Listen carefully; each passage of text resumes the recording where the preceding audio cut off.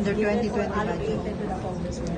I'm not really sure kung ano yung kanyang walang detalye yung sinabi niya.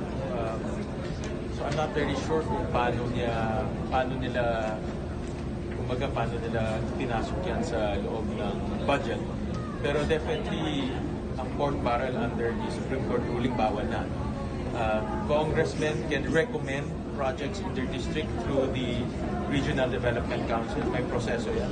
Ibig sabihin, mag-recommend mo sila sa Regional Development Council at ipasok yun sa budget. Pero should it be a uniform amount? Kasi may sinasabi si Senator Ping, dapat on the need basis.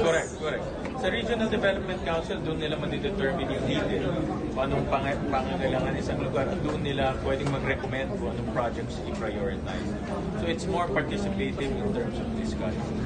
So setting that 100 million amount is a little questionable. I'm not really sure kung anong guidelines ng 100 million, kung it's maximum amount, or how do you execute that 100 million. I'm not very familiar with that for now.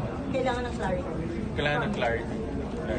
And we can actually inspect that pag pumasok na yung budget dito. Isasabit na ng Kongreso dito yung gap, the General Appropriations Bill. And we can scrutinize that 100 million comment.